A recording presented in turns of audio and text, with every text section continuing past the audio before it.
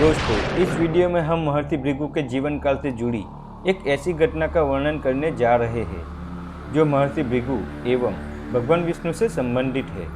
पौराणिक कथाओं के अनुसार महर्षि भृगु ने भगवान विष्णु की छाती पर अपने पैरों से प्रहार कर दिया था। लेकिन ऐसा क्या हुआ था जिसके कारण महर्षि भृगु को इतना घोर पाप करना पड़ा? महर्षि को इस पाप की क्या सजा मिली? दोस्तों, एक बार की बात है जब नदी तट पर हो रहे यज्ञ में ऋषि मुनियों में इस बात पर विवाद हो गया कि त्रिदेवों यानी भगवान ब्रह्मा, भगवान शिव एवं भगवान विष्णु में सबसे बड़ा कौन है। इस विवाद का यह निष्कर्ष निकला कि जो देव सत्वगुणी है वही श्रेष्ठ कहलाएंगे। ब्रह्मा जी के मानसपुत्र महर्षि भृगु को इस कार्य के लिए नियुक्त किया गया। महर्षि भृगु ने त्रिदेवों की परीक्षा लेने का निश्चय किया। सबसे पहले भृगु ऋषि ब्रह्मा जी के पास गए। वहाँ उनका आदर सत्कार न होते हुए देख भृगु ऋषि क्रोधित हो उठे। भृगु ऋषि ने कहा, ब्रह्मलोक वाले इतने अधर्मी हो गए हैं कि अपने यहाँ आए हुए अतिथि का आदर सत्कार करना भूल गए। उस पर परमपिता ब्रह्मा जी क्रोधित हो उठते हैं। फिर कहते हैं, तुम मेरे ही पुत्र होकर मुझसे ही आदर सत्कार की अपेक्षा कर रहे हो। हमारी संस्कृति में बड़ों का आदर करने की परंपरा श्रेष्ठ है। भृगु ऋषि ने कहा, क्षमा कीजिए पिताश्री, आप में भी संयम नहीं है। आप भी तो क्रोधित हो गए। मैं तो बस ये देख रहा था कि आपको क्रोध आता है या नहीं। कदाचित आप भूल गए हैं कि क्रोध रज का ही एक भाग है। मुझे अपेक्षा थी कि आप त्रिगुणातीत होंगे। वहाँ से महर्षि भृगु कैलाश गए। कैलाश पहुंचकर उन्होंने नंदी को कहा कि भगवान शिव से मिलने की अनुमति लो कि महर्षि भृगु द्वार पर प्रतीक्षा कर रहे हैं। नंदी ने कहा, मैं ऐसा नहीं कर सकता, आपको कुछ समय प्रतीक्षा करनी होगी। महर्षि भृगु ने नंदी की बात को अनदेखा कर कक्ष के भीतर जाकर भगवान शिव का आह्वान करने लगे।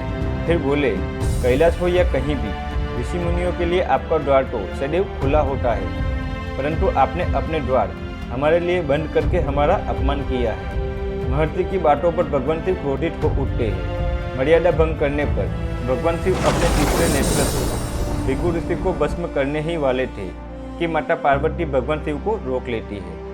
भगवान शिव इस लीला को भली भांति जानते थे, इसीलिए भगवान शिव कहते हैं कि हे भृगु, पृथ्वीवासियों के लिए आपने जो लीला रची है उसे हमारा आशीर्वाद है। महर्षि भृगु, आप जानते हैं कि क्रोध तो मेरा अस्थायी भाव है, इसीलिए मैं भी त्रिगुणातीत नहीं हूँ। इसके बाद महर्षि भृगु वैकुंठ लोक चले गए। उस समय भगवान श्रीहरि देवी लक्ष्मी के साथ विश्राम कर रहे थे।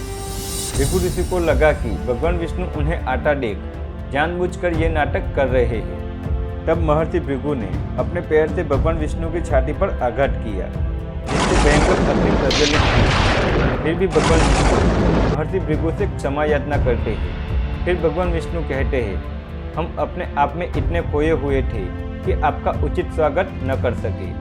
भृगु ऋषि के चरण सहलाते हुए बोले, आपके पाँव में चोट तो नहीं लगी? कृपया इस आसन पर विश्राम कीजिए। आपके चरणों के स्पर्श से आज मैं धन्य हो गया। भगवान विष्णु का यह प्रेम व्यवहार देखकर महर्षि भृगु की आंखों से अश्रु बहने लगे। महर्षि भृगु भगवान विष्णु से क्षमा याचना करने लगे और कहने लगे, इस जगत का निर्माण करते समय आप सत्य, रज एवं तम इन तीन गुणों की सहायता लेते हैं, परंतु आप इन तीन गुणों से परे हैं। आप त्रिगुणातीत है प्रभु, आप त्रिगुणातीत है।